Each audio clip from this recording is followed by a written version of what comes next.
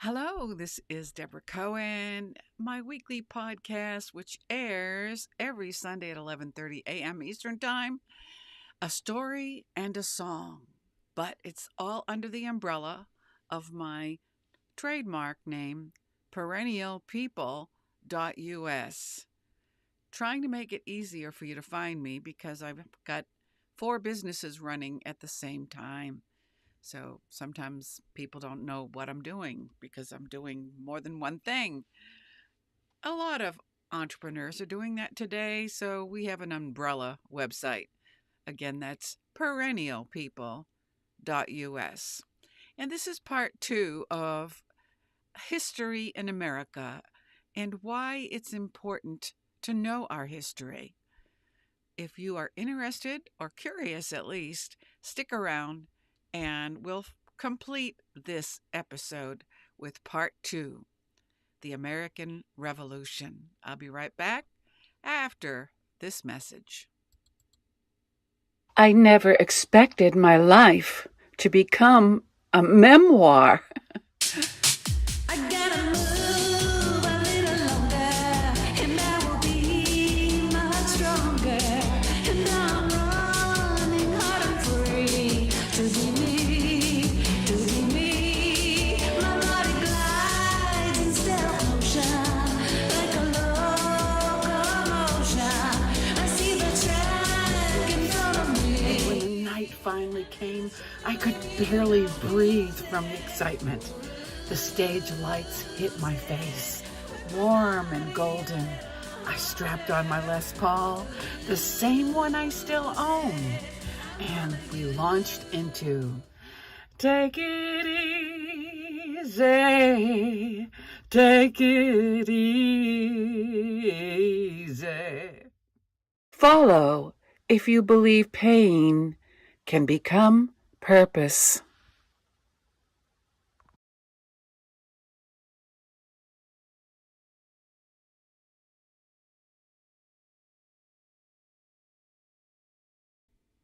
And again, this is Debra Cohen, and this is part two of Ellen Guelzo's article from SuperiorJournal.org, an interesting place to learn about Jewish history, and in this case, American history.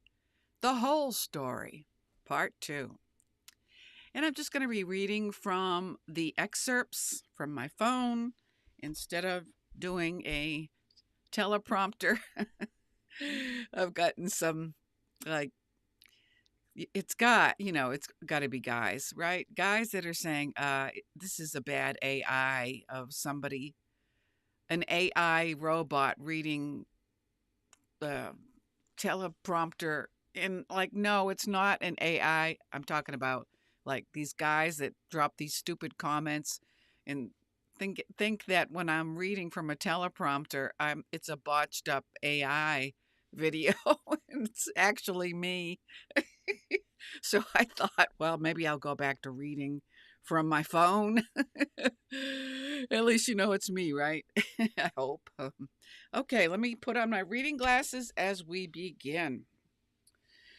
The American Revolution was an experiment in government from the bottom up, without hierarchies and aristocrats, and this has fostered the sense in American minds that we are an exceptional people. Of course we are, but all people are exceptional if they choose to be.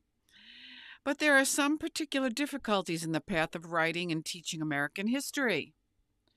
The first of these has already been alluded to last week, that the American Republic is, as the Great Seal of the United States proclaims, a novus ordo seclorum, a new order of ages, and consequently was meant to be a fresh start for human history that renders all past irrelevant to Americans.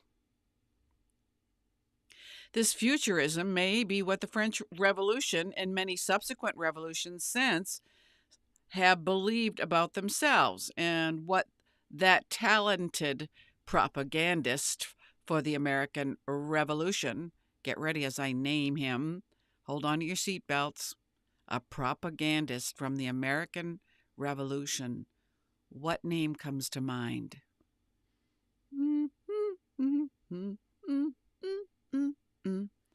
Thomas Paine? Oh my gosh.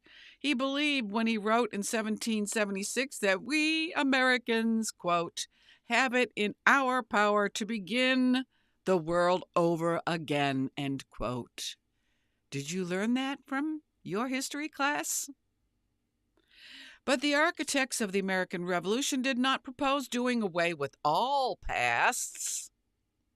They wanted to be rid of the world of false hierarchies that had grown up for centuries around the neck of European nations, in the same way that Galileo and Newton had rid Europe's intellectual world of false hierarchies of now, I should have practiced this word. Aristotelian physics in favor of the natural physics of astronomy and gravity. But their experiment was novice because, like Galileo's and Newton's, it dared to recur to the first principles of governance, which is why the American revolutionaries industriously dusted off Polybius, Plutarch, Thucydides, Virgil, Cicero, depending on how you like to say it, and Xenophon, as though passing an exam in classics. And Thomas Jefferson, observed the revolutionary leader James Duane, was, quote, the greatest rubber off of dust, end quote, that he had met with. The greatest rubber off of dust. I don't think we say that today in 2026, but it sounds like a derogatory commentary, doesn't it? You are the greatest rubber off of dust. See how words change meaning over time? Nor was the generation of the American founders shy about requiring the teaching of the Revolution's history to succeeding generations.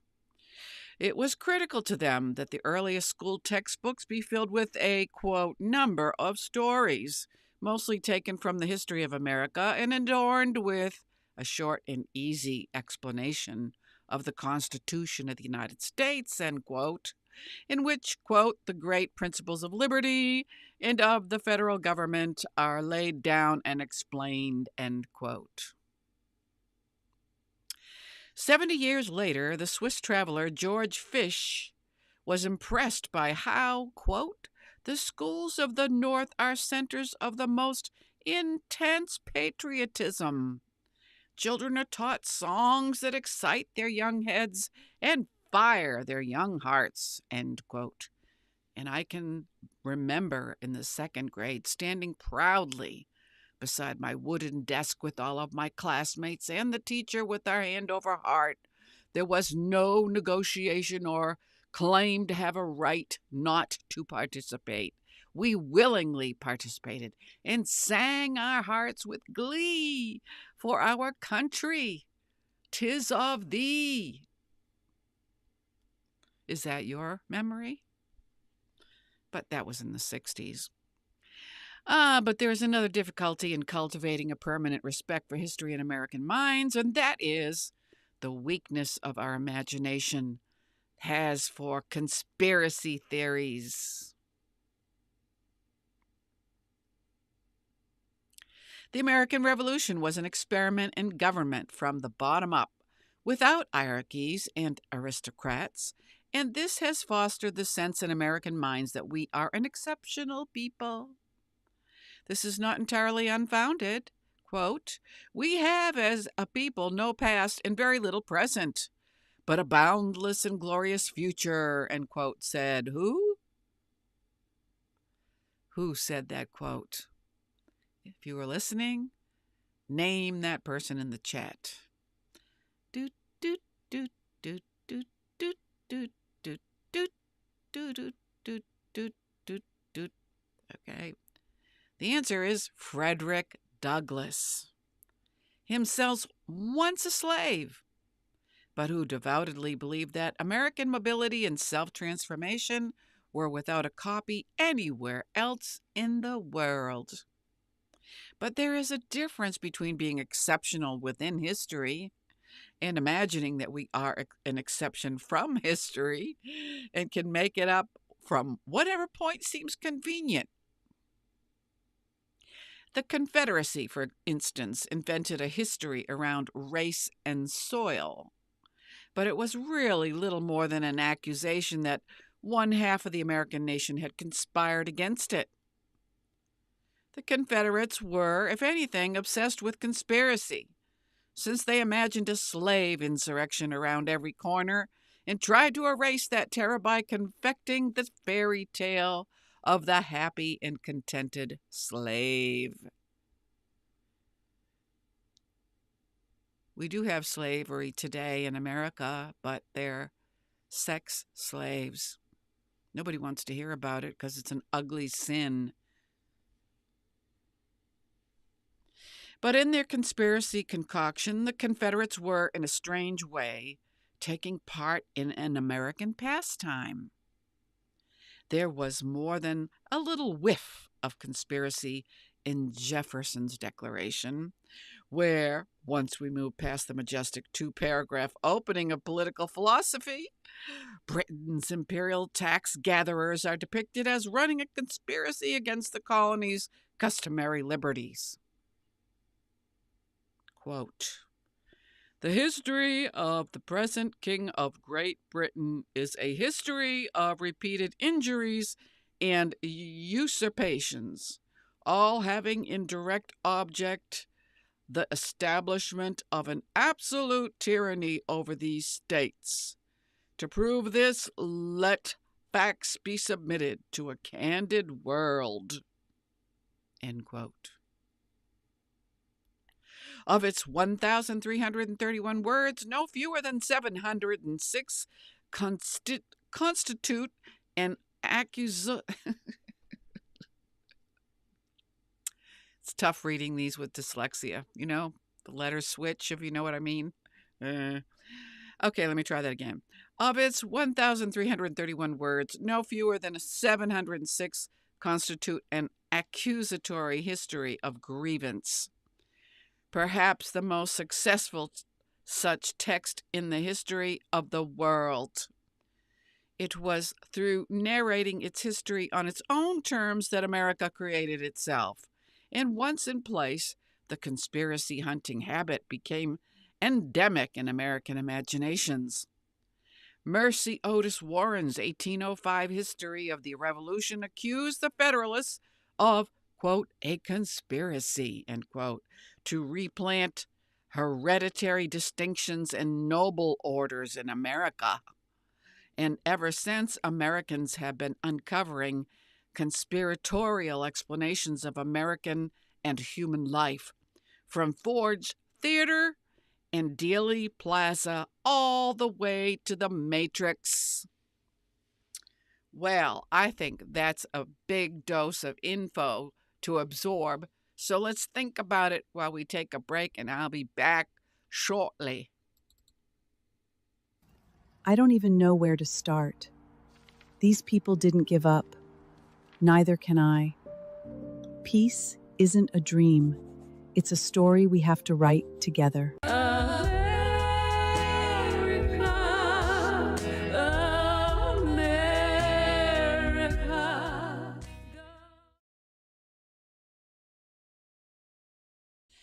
And this is Debra Cohen again, and we're talking about Alan Guelzo's article from sapirjournal.org. This is part 2, A Return to Teaching History. And if you want to get your free copy of this wonderful journal, just go to Sapir, SAPIR journal.org, and look for this article, A Return to Teaching History, or many other articles.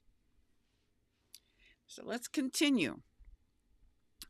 The appeal of conspiracy theories in America has some important roots in our break with the aristocratic past. For all their indignities, aristocracies don't turn me off, I know, I'm sorry. Aristocracies often serve as a bridge to the past and a reminder that the past contains few real novelties, much less mysteries. In America, absent such a check, any answer to the questions of the past become as good as another, whether rational or merely impulsive. Conspiracy theories offer their adherents the thrill of a special knowledge of how things came to be, a secret gnosis that none but initiates enjoy and that explains everything. A sure sign that, like a plastic decoder ring, it explains Zippo. In other words, nothing. Conspiracy masquerades as explanation, whether of the past or present. Its ambition is to replace history. It's happening today, people. Students are being, in America, being taught propaganda as truth. And they develop hatred against certain nations because they think they're doing something good. But it's because they haven't been told the whole truth, which is what I am trying to do. Get the whole picture. Check your sources. Ask more than one person. When you develop a fire in your bones for a cause, make sure you get the whole story, Greta. Even when it purports to deal with history, it substitutes for the complexity of history the all-or-nothing eureka of sensational plot construction. Narrative becomes melodrama, suspicion, accusation, indictment. Unlike some conspiracy theories, anti-Semitism refuses to take the form of a harmless eccentricity. After all, the intensity with which a handful have insisted that John Wilkes Booth was the agent of a conspiracy led by Edwin M. Stanton to murder Lincoln, and that he escaped capture to live out a life incognito in Oklahoma or Texas, take your pick, has not noticeably affected American foreign policy or the price of eggs. Anti-Semitism is another matter, and its resurgence of late in the United States should not be mischaracterized as Pamela Nadel's anti-Semitism, quote, an American tradition makes clear, as having emerged ex nihilo. Quote, in this book, Anti-Semitism, an American Tradition, there's a quote, colonists not only carried rucksacks to America, they carried ideas about Jewish enmity and degeneracy that dwell at the core of Western civilization, end quote, she writes. And continues by saying, quote, the first Jews to land in New Amsterdam in 1654 faced them head on, end quote. 3.5 centuries later, it springs up again like some noxious, self-multiplying weed. On the political right, the so-called Christian nationalists wish to believe that the United States was founded by self-conscious Christians to be a self-consciously Christian republic, only to have that identity spirited away by heretical secularists, globalists, and you know who. But the political left has had its own share of conspiracy theories over the years, making money madness, class madness, race madness, and other madnesses, often with the Star of David woven into the infographic or cartoon, the soul and secret drivers of American history.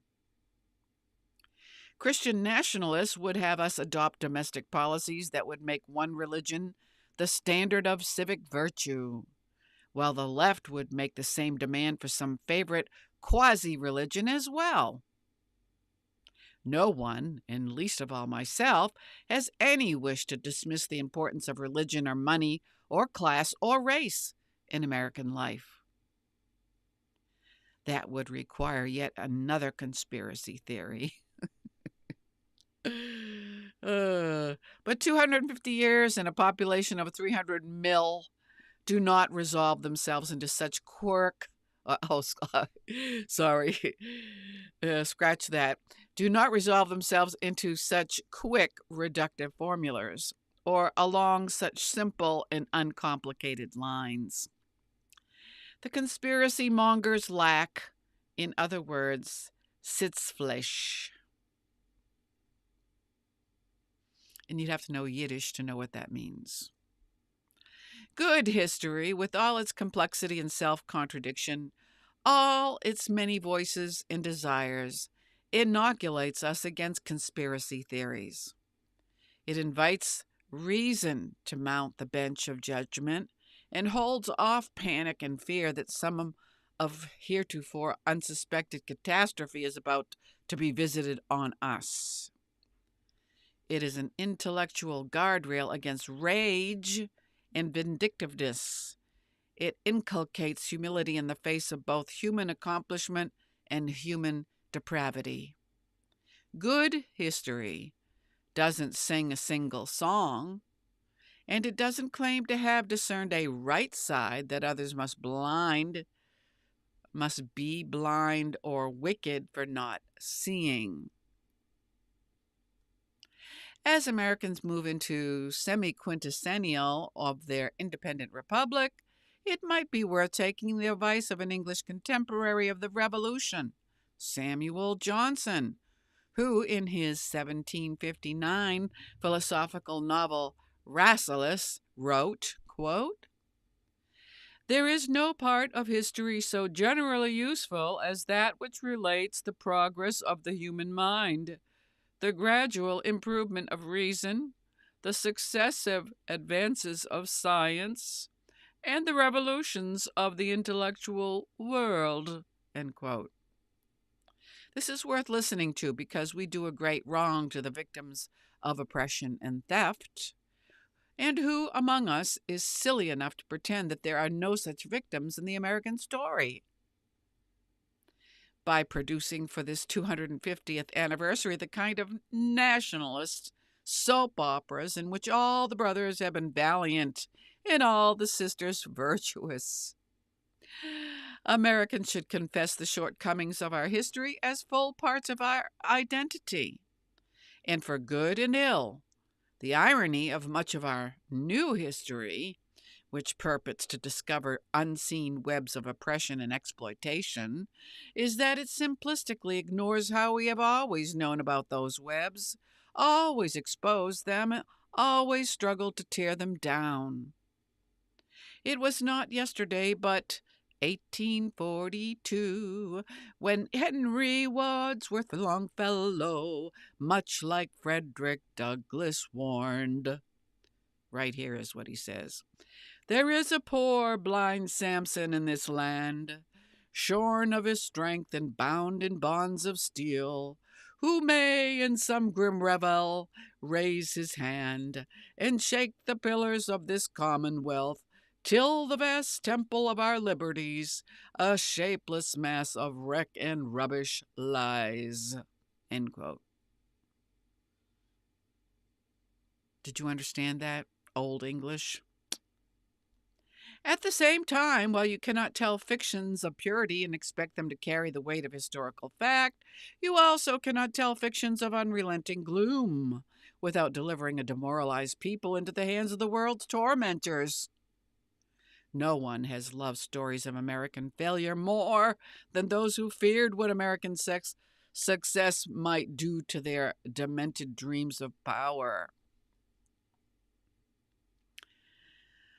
Alongside the ups and downs, and mixed into both the surprising equalities and the depressing inequalities, Americans should entertain a particular curiosity for America's ideas and for its extraordinary but simple improvements in the day-to-day living conditions of its people. as a fit subject for the semi-quintessential inquiry, begin with the intellectual world that Johnson spoke of. Josiah Royce, America's most needlessly neglected philosopher, insisted that in America, quote, wherever you go, you find the typical American sensitive to ideas, curious about doctrines, disposed to plan great things for his country and for his community, proud of both, jealous of their honor, discontented with the life that is now, end quote. It is about time we took that estimate seriously and flung away the Whitmanesque notion that Americans are only interested in the bottom line. Move then to the improvement that Johnson thought so vital to a useful history. In this 250th year of our being, it might be worth glancing through Robert Gordon's epic, The Rise and Fall of American Growth, published in 2016, or Robert William Vogel's The Escape from Hunger and Premature Death, 1700 to 2100, published in 2004, to marvel that in little more than a single generation, Americans leapt from a still medieval reliance on candles and muscle power to the telegraph, the steamboat, and the railroad, that not a single American home was wired for electricity in 1880, but 100% of them were by 1940. That 37% of American deaths in 1900 were due to infectious diseases, but only 5% by 1955. That all the hard surface roads in America in 1900 would have stretched only from New York City to Boston. In the long run of human affairs, these are accomplishments that almost beg our description. And we're getting to the last paragraph, so hang tight. Even the short end of the American stick is a position that other nations and societies over the centuries could have beheld only with envy. This is a history worth telling at the semi-quincentennial, and especially telling to each other. A history built around great ideas and great improvements, but that has been served by frail human beings who have not always loved greatness as they should, but who at least embody that greatness. In the words of Odin, in the deserts of the heart, let the healing fountain start. In the prison of his days, teach the free man how to praise. And that is the end of this article by Alan Guelzo, an American historian and professor of humanities in the Hamilton School of Classical and Civic Education at the University of Florida. He has a Substack with James Hankins called The Golden Thread. So if you liked his article, go to Substack and give him a thumbs up. If you would like to be part of a salon, and if you are a Sapir follower, you'll know what I'm talking about, but if not, it's an online meeting on Zoom to talk about American Revolution and the history of America from a Christian and a Jewish perspective. This meeting will require you to read the first chapters of both books. One is a book I've just released called Jewish-Christian America, and the other book is called Fixing America, which you can find a free download at sapirjournal.org, or you can go to my website, debracohenbooks.org, and you have to spell my name the uncommon way, DEBRACOHEN books.org. Why do I say uncommon? Because for all of my 12 years in public school, 13 if you include kindergarten. My teachers always spelled my first name Deborah because that was the common way to spell it when that name was popular in the 1950s. But my mother, for some reason, knew I was going to be different, and she spelled my name different. Instead of 3 syllables, which is Deborah, she spelt it with 2, Debra. So, as an elementary school kid, I would try to make light and say, it's, you had a lot more respect and fear of your teachers in the 1960s. Um, I'd be called by attendants, Deborah blank. I'm like, uh, excuse me, that my name is not Deborah, it's Debra. Some of them would get huffy. What's the difference, Deborah? I'm like, to me, it's my name. My name is not Deborah, it's Debra. Think about zebra. It's just take the word zebra and put a D where the Z is. That's all. I mean, why say my name wrong? Anyway, let me not get on a rant. Anyway, okay, so I hope that you enjoyed this and maybe it prompted you or made you curious about American history and you'd like to know like more about American history from a Jewish perspective. Yes, there were Jews that served in the military. There were even Jews that funded the American Revolution, as well as Christians. But unfortunately, a lot of Jewish history in American school textbooks has been removed. I wonder why. Okay, so thank you for listening and share this with like a history buff. If you have a friend that's a history nerd, that I think I'm becoming a history nerd. I didn't care about history when I was in school because it was so boring. Memorizing dates. I mean, come on. Tell us stories like Dick, Spot, and Jane, that kind of mentality for a second grader instead of making us memorize things. Dates didn't help me too much. Okay. All right, so let's go out with one more ad, and then I hope to see you again next week, right here on A Story and a Song podcast. And if you want to communicate with me during the podcast, the chat box on YouTube is open where they're archived. Let's see, it's on I have 2 YouTube channels, that's why I'm thinking. At Debra Cohen Music. And don't forget to spell my name right, okay? All right, peace out, and hope to see you next week. Ciao. My child, you're mine, your light will shine, your light will shine, abide in me and cling to the vine, and you will bear fruit, just as I say. Thank you for listening to DebraCohenMusic.com.